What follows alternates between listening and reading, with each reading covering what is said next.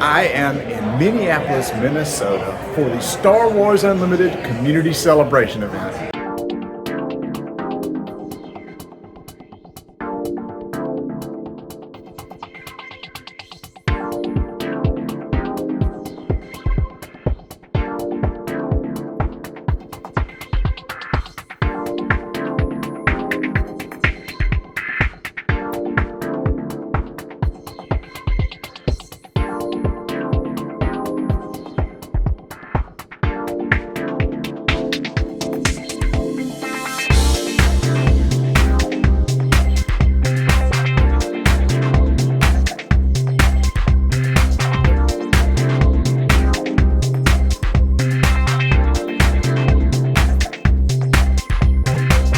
The Star Wars Unlimited Community Celebration was hosted by Fantasy Flight Games at the Mall of America.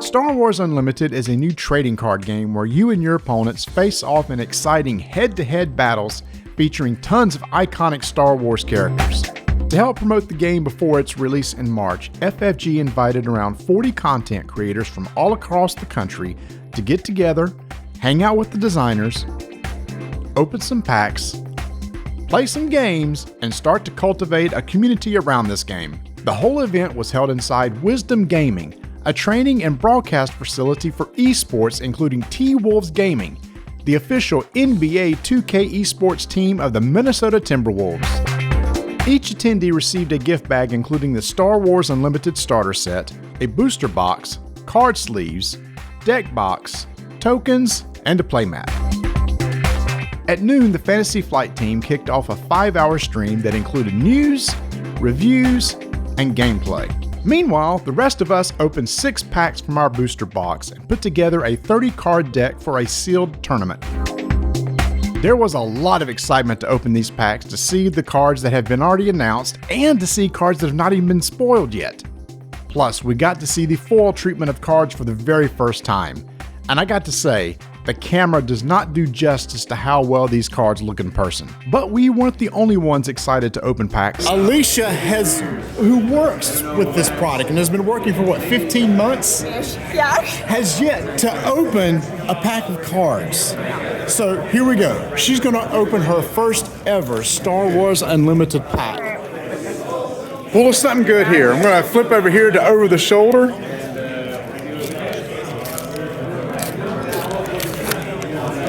So what leader did you get? It's going to be the first card on the other side. Woo! Yay! I've already got that. Okay, well, let's see what else we got. Okay. Okay.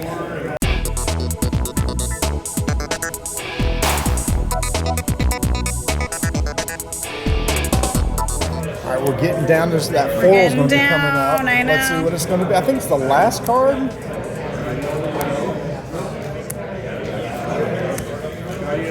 What is the? Do you remember the order? Oh, okay, nice. There we go. The Star Wars Unlimited team has stressed over many months how this game is built from the ground up to appeal to a full range of players, especially those that are new to competitive trading card games. With that in mind, I asked several of the team members the following question. For those who have never played a trading card game before, why should they consider Star Wars Unlimited? So if you don't have a lot of experience in collectible card games, I mean, for one, it's Star Wars. Like, everybody knows Star Wars characters, but another, I'll use this as my example. The first time my kids play tested this game, they were 6 years old, and they understood it. They could get through all the functions and mechanics. They weren't playing the most strategically, but the game is actually pretty simple and straightforward to get into and play, especially if you're starting with like a 2-player starter or something like that where the deck is pre-built and you can just roll. It's really, really straightforward to just get into and understand. There's so many reasons. I think the biggest is just it's a game that you can learn quickly. It's fun, it's fast. but there's tons of depth to it. So much strategy. The more you play, the more you get rewarded. I would say two things for that, and the first is it's Star Wars. Star Wars is for everybody. Who doesn't love the Star Wars universe? That's a big bonus, a big plus. And the second reason I would say is for a collectible card game. It's very easy to get in. There's a lot of, you can quickly pick up the game, pick up the title, the rules, have an understanding of it, but there's incredible depth once you actually dig your teeth in on it as well. Two-player starter box is very, very good at showing the basics of the game, the block and tackle of it, and then there's obviously the depth that comes from individual booster boxes that come up with it. The basic mechanics of Star Wars Unlimited are so simple to understand, and the interactions and the way the cards work are written on all the cards. And if you've never played a CCG before, you're very easily able to get into Star Wars Unlimited and understand the basic functionalities of the game. I think the setup for what pack and distribution is like is very welcoming to newcomers and those who are maybe not as experienced in TCGs and wanting to dive in head first. I think there's a lot of cool experiences that you can have playing limited. I think there's a lot of great experiences you can have also just buying a couple packs in the starter and smashing together and building a deck. Because of the way the rarity is set up and not having, the top tier legendaries being the cards that break the game, I think there's a lot of really fun things that you can do with just opening a couple of packs and building a deck by yourself. It's a really fun experience and it's something different from most other TCGs. So I'm new with collectible card games. Trading card games have never really been an area that I felt like apt to play because of the barrier to entry. So I think the best thing about Star Wars Unlimited is it's really easy to learn. I mean, not only is taking a turn really easy, you have very specific action sequences that you follow.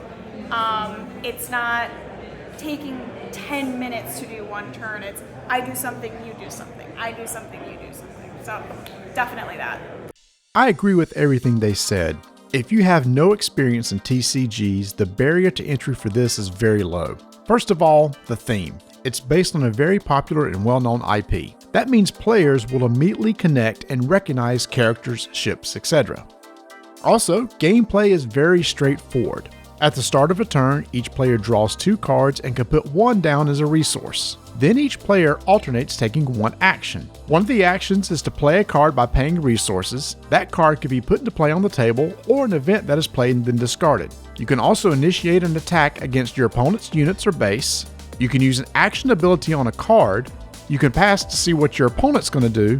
And you can take the initiative token, which will end your round, but will give you the first action the next round. The play continues until a player deals the max damage to their opponent's base and wins the game.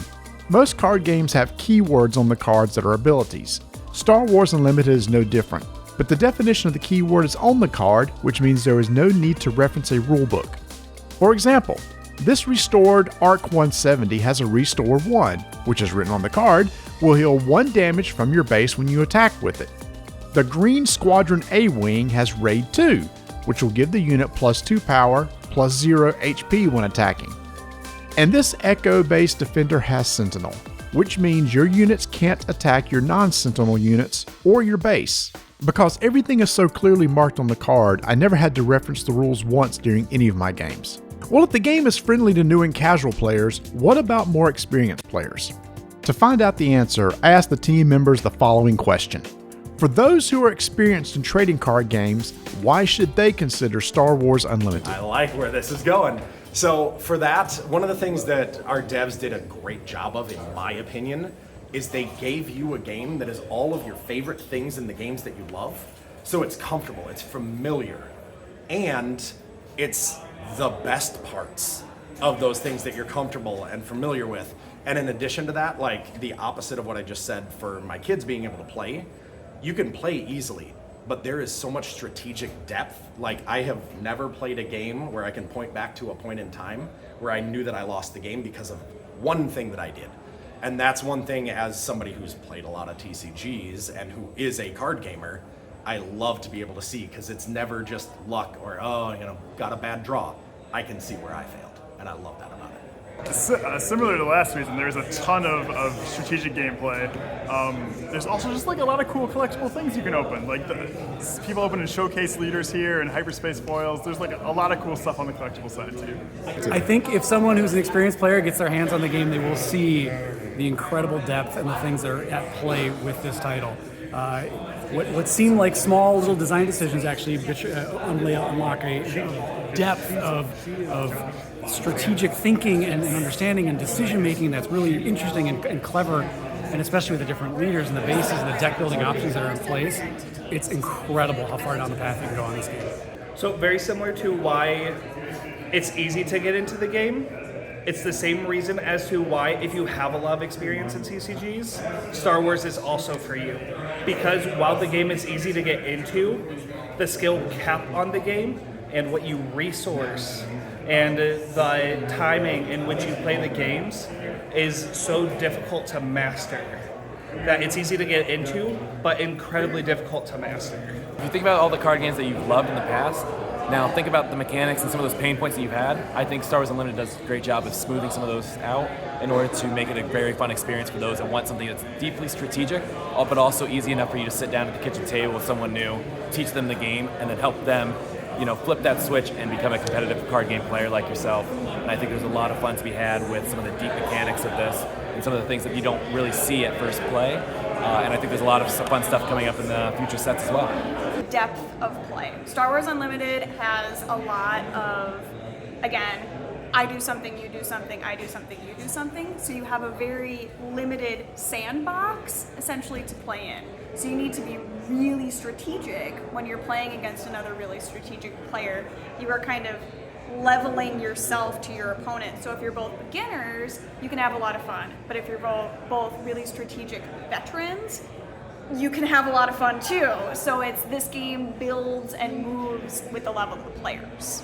One common thread from all these answers is the depth of play. Even though I only played a handful of games, with each game I see how deep the strategy can be. Simple decisions of when to attack a unit or a base, which arena to deploy units, whether space or ground. Should I pass this turn and see what my opponent does on their turn, or should I take the initiative token this round because I need to go first the next round?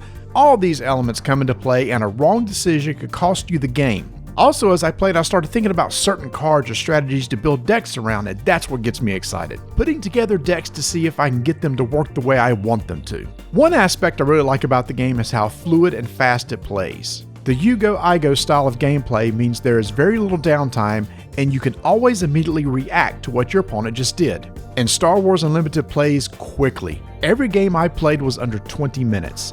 That makes this game perfect for a lunchtime game or a filler style game with friends on a game night. Oh, I also want to talk about how nice the accessory products are from Gamegenic.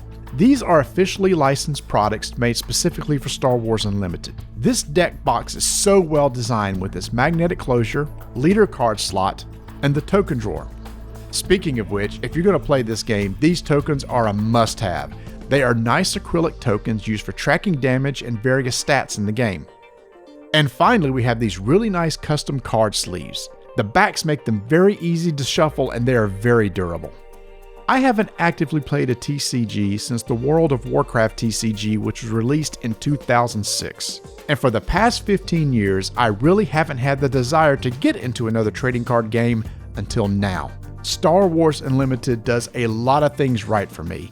The gameplay is fun, there are multiple supported formats such as Constructed, Sealed, Draft, and a casual multiplayer format called Twin Suns. The hard-to-get collector cards aren't the powerful cards you need in your deck.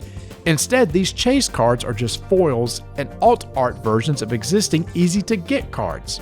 But I will say, there is a thrill in getting a nice-looking foil card, and one is guaranteed in every pack. I've been following Star Wars Unlimited since it was first announced by Fantasy Flight Games. I read their articles, watched their streams, and now have played their game. From day one, their focus has been to create a game that appeals to as many gamers as possible. This is done through easy to learn but deep gameplay and a well-developed organized play roadmap for casual and competitive play. But the one thing I really got from this weekend more than anything else is that the Star Wars Unlimited team wants to build a strong community. A community of people like us who are excited to hang out in game stores, conventions, and homes to play an engaging card game that takes place a long time ago in a galaxy far, far away.